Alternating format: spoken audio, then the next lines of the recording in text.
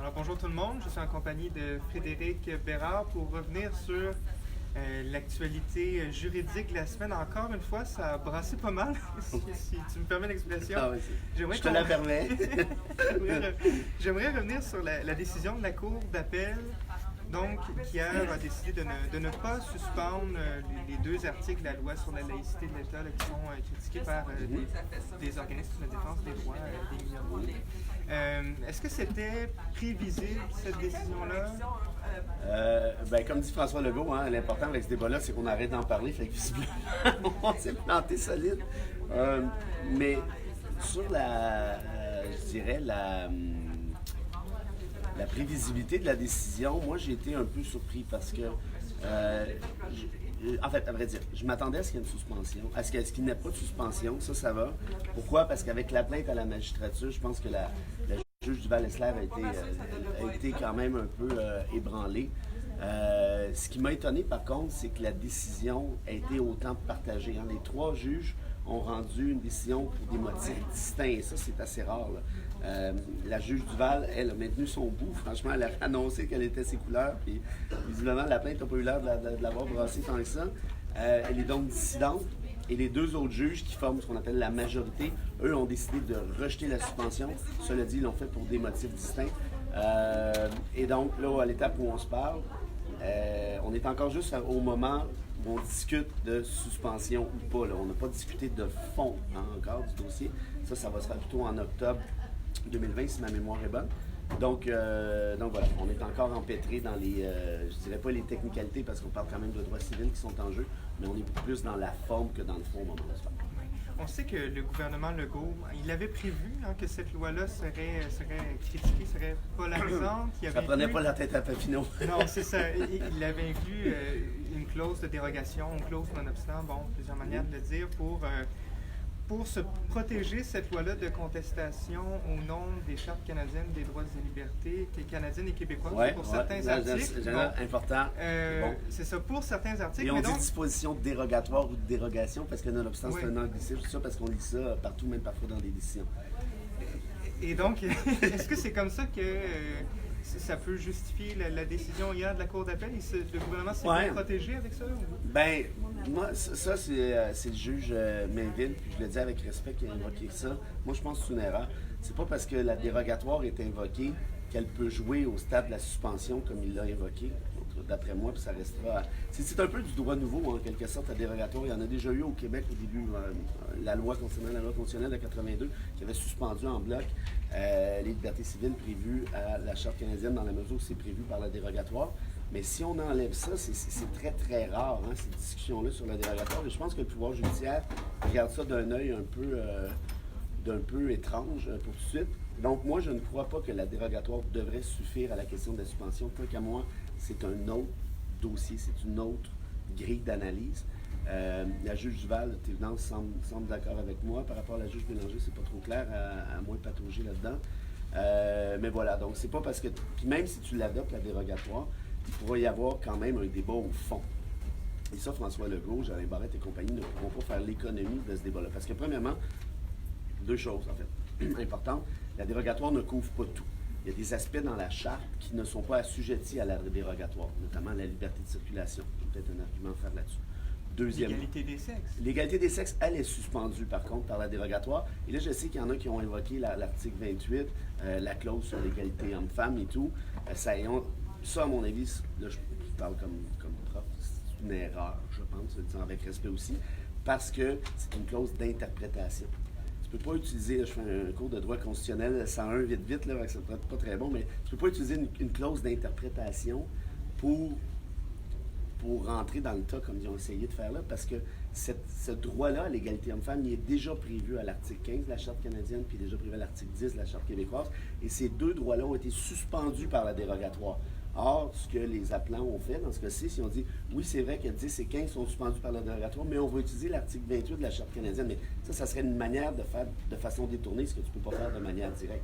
Et l'article 28, je le répète, c'est pas un droit, c'est une clause d'interprétation, donc c'est pas aussi fort que, et ça permettrait justement de passer à côté l'article 15 et 10, ce serait une erreur. À ce moment-là, quelles sont les prochaines étapes? Il y a plusieurs possibilités.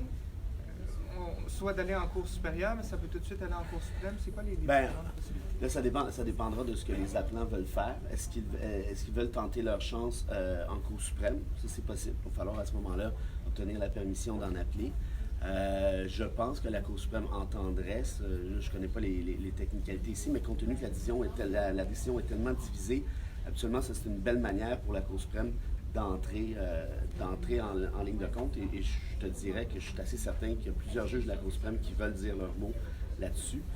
L'autre possibilité, c'est de laisser tomber pour tout de suite, ou que la Cour suprême refuse d'entendre l'appel. Ça, c'est pas impossible non plus.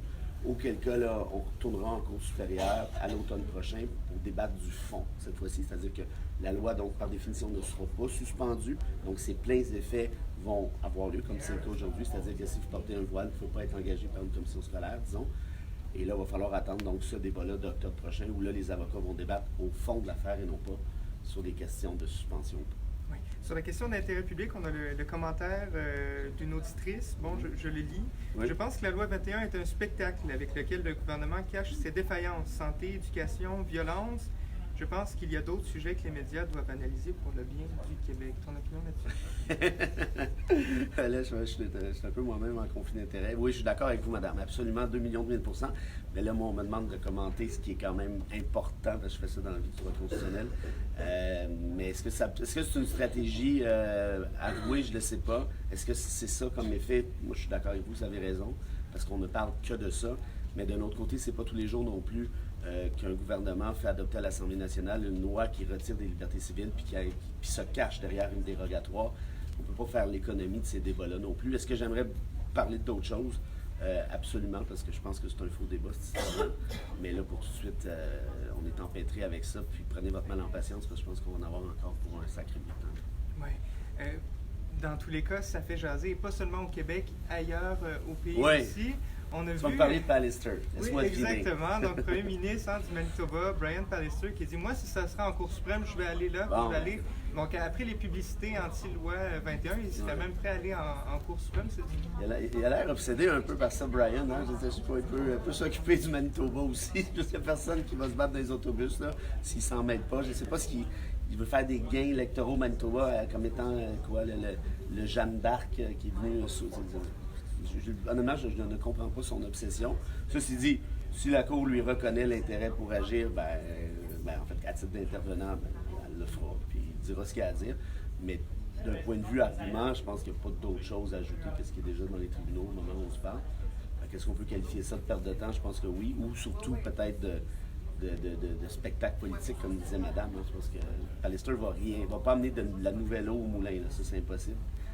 Donc c'est de faire un show avec ça. Mais on pourrait aussi lui parler peut-être des droits des francophones dans sa province. Ça lui plaît, peut-être aller devant les tribunaux aussi là-bas, parce qu'il va avoir un job à faire. Oui. Mais au-delà du spectacle de M. Pallister, il y a quand même de l'opposition à la loi 21 en Ontario, dans d'autres provinces canadiennes. On a entendu M. Justin Trudeau dire en campagne électorale que le gouvernement fédéral potentiellement pourrait s'impliquer dans ce dossier-là. Non? Mais non, ce serait stupide, parce que de toute façon, il n'y a pas de...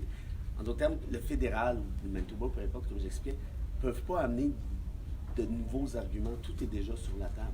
Donc, la seule chose qu'ils feraient, c'est de débarquer et dire « Nous aussi, on est d'accord avec ce qui a été dit là et ce qui a été dit là. » Mais tes juges, là, ça change quoi au final? Est-ce que tu vas te laisser intimider parce que le fédéral est débarqué dans la machine? Moi, je crois pas du tout.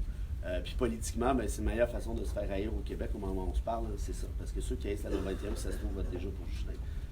Donc, moi, je n'ai jamais compris trop ce geste-là. En fait. Ça pourrait contribuer aux tensions là, entre le Canada et le Québec si on en arrive à... Déjà, je trouve que c'est pas si facile que ça. Je pense que le rôle du fédéral, dans un cas comme celui-là, c'est déjà dans les tribunaux, il a manifesté son désaccord avec la loi. Ça, c'est correct. Ça fait partie de sa job. Il l'a fait, puis c'est tenu debout. Même en campagne, ça là-dessus, moi, je donne ça à Justin, il a été clair. Si je compte la loi 21, je ne change pas d'idée. Mais là, après ça, c'est le job des tribunaux, puis que je me répète, mais il n'y a rien que le procureur général du Canada pourrait apporter en termes de plus-value, à moins qu'il m'en manque un sacré bout. C'est pas impossible, mais je pense. Oui. Dans un tout autre dossier, mais plus léger, mais qui est un peu ironique compte tenu de la situation maintenant, là, François Legault qui a rencontré le gouverneur général de la Californie et qui lui a dit un peu... Bon, à la va-vite, là, sûrement tous les All French Canadians are Catholics. Ça fait le c'est assez vis-graton un surprenant, peu, hein? On ouais. est des francophones de bon. Ouais, ben écoute, en plein débat sur la laïcité, c'est quel excellent timing de la part du premier ministre, encore une fois.